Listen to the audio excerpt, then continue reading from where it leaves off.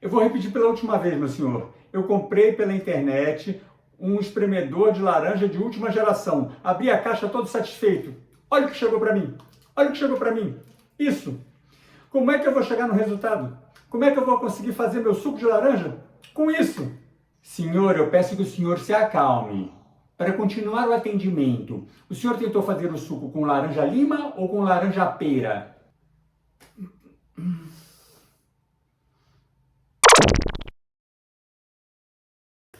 Hoje estamos chegando à aula número 4 do nosso mini curso de gestão de processos, cheio de passarinho aqui do lado do nosso estúdio cantando, isso é muito bom.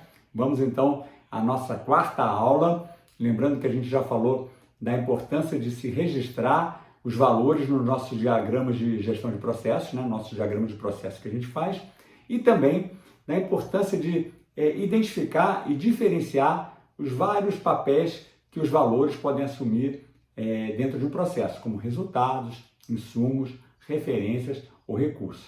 A aula de hoje vai avançar um pouquinho mais, eu tenho certeza que você vai gostar, mas antes eu queria contar uma historinha de como eu fui compelido a buscar um novo método de gestão de processos. Eu, depois de trabalhar 2 anos e meio como consultor de processos no nosso escritório, já estava como consultor de processo sênior, a partir da experiência que eu tinha adquirido, e aí eu fui chamado pela nova gerente do nosso escritório de processos a desempenhar uma função chamada gerente de padrões e planejamentos.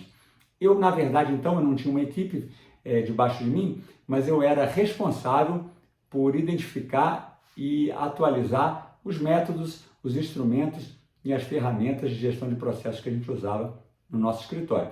E eu comecei a ficar bastante preocupado quando eu passei a desempenhar essa função, porque o recente sucesso do nosso escritório, muitas pessoas, muitas unidades pedindo para a gente trabalhar a questão de gestão de processo das suas áreas, melhorar os processos da nossa organização, estava fazendo que o nosso processo do escritório tivesse à beira de um colapso, porque a gente estava começando a ter uma demanda muito grande e a gente só tinha um número finito, que eram 30 consultores, para prestar consultoria interna para uma empresa que naquela época tinha cerca de 70 mil funcionários e só no prédio da matriz onde a gente ficava, cerca de 4.000 a 4.500 pessoas.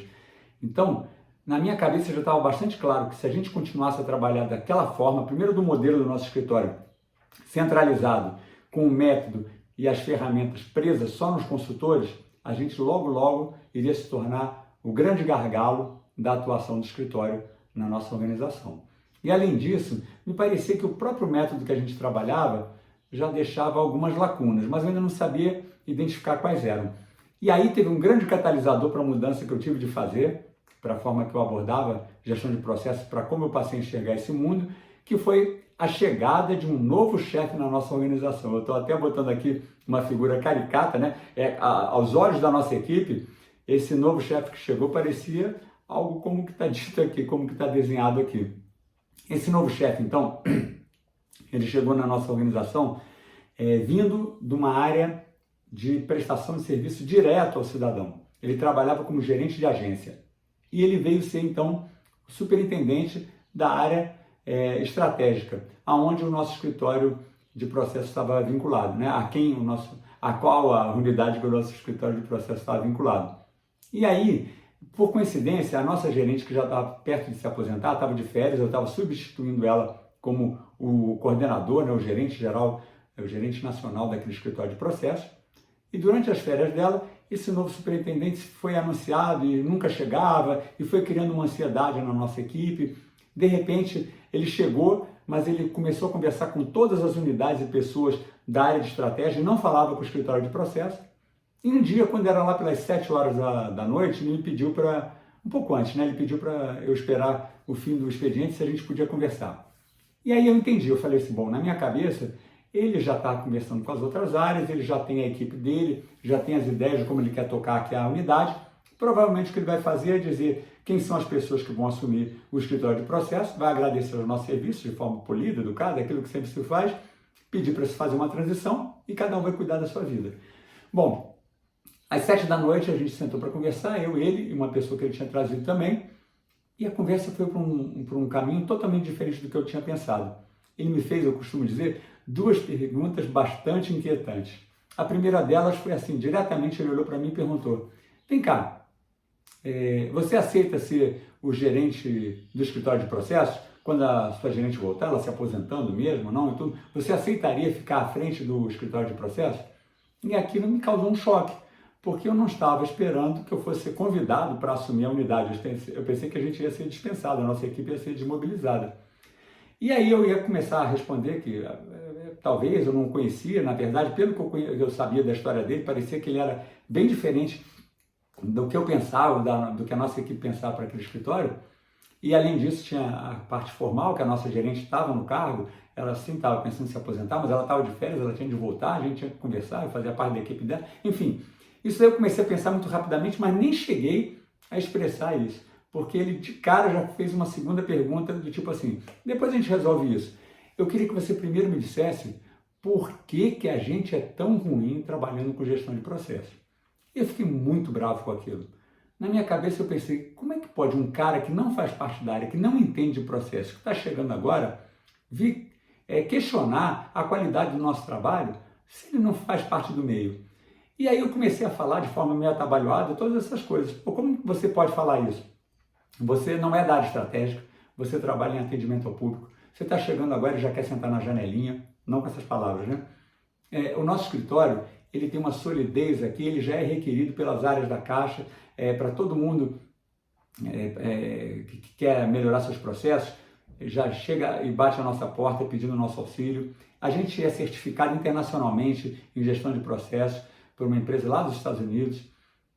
Os nossos padrões de trabalho são compatíveis com os melhores resultados de processos que tem no mundo privado e público, nacional e internacional. E quem é você para dizer isso? E ele, em vez de perder a calma, enquanto eu perdi a calma, ele ficou só abrindo um sorriso, assim, sabe? E quando eu parei para tomar fôlego, ele falou assim, poxa, quer dizer que então todo mundo está fazendo assim?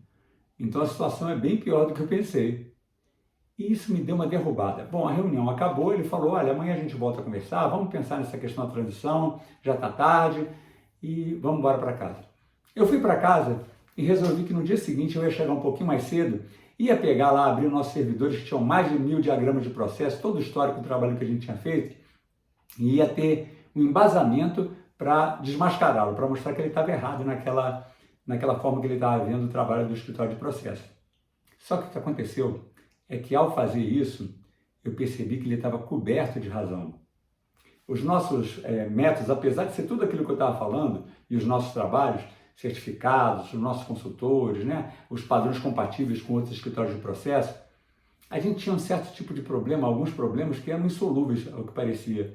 A gente passava sempre do prazo combinado para entregar os projetos, os recursos eram consumidos de forma excessiva, causando frustração nas equipes.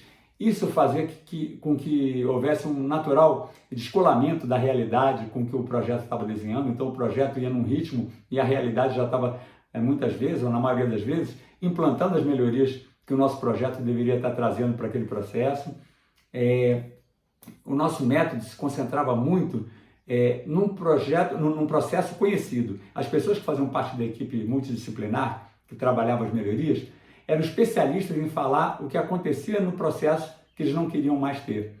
E aí sobrava pouco tempo, faltava conhecimento para a gente inovar e propor boas melhorias. Isso também fazia com que os resultados do processo não fossem aqueles desejados, né? Enfim, várias coisas como esses aspectos que eu estou falando aqui aconteciam nos nossos projetos de melhoria de processo. E eu talvez nunca tivesse parado para ver isso de forma tão cristalina quanto daquela vez quando eu fui provocado por esse novo chefe que chegou na nossa unidade. Bom, ao fim daquele mês de conversa, duas coisas aconteceram e que mudaram radicalmente a forma como eu trabalhava o processo. A primeira é que ao fim daquele trabalho, mesmo assim, daquela discussão, eu acabei assumindo o escritório de processo, depois que a nossa gerente voltou, negociou com ele, que estava se aposentando e tudo mais. E a segunda questão é que eu nunca mais consegui olhar e modelar um processo da forma tradicional. Interessante, né? Isso aí é só um pano de fundo para toda essa discussão que a gente está fazendo aqui no nosso mini curso de gestão de processos. E a aula de hoje, então, vai falar justamente de já temos registrado o valor que a gente quer chegar no nosso processo, ou os demais valores que interagem naquele nosso processo. Mas só registrar, apesar de já ser um grande passo, e saber qual o papel que ele assume no processo, não garante que a gente vai ter o resultado desejado.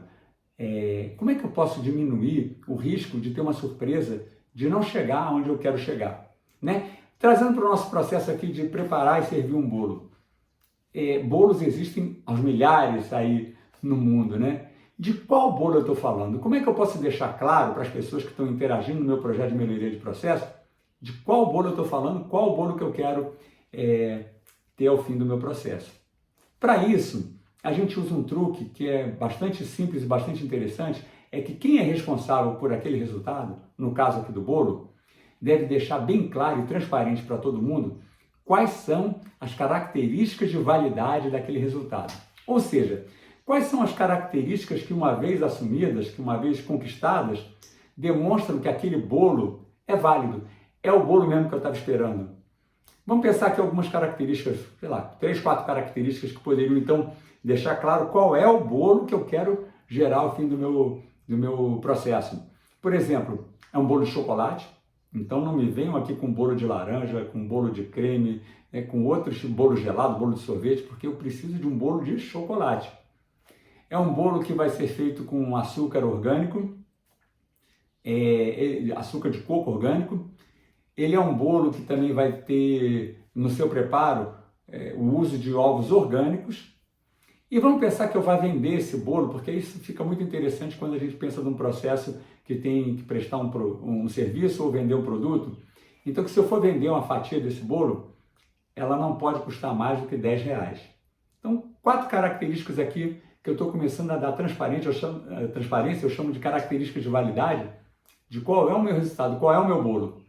O bolo que eu vou gerar no meu processo, ele tem de ser chocolate, usar açúcar de coco orgânico, ovos orgânicos no seu preparo e também não pode custar mais que R$10 cada fatia do bolo que eu for vender.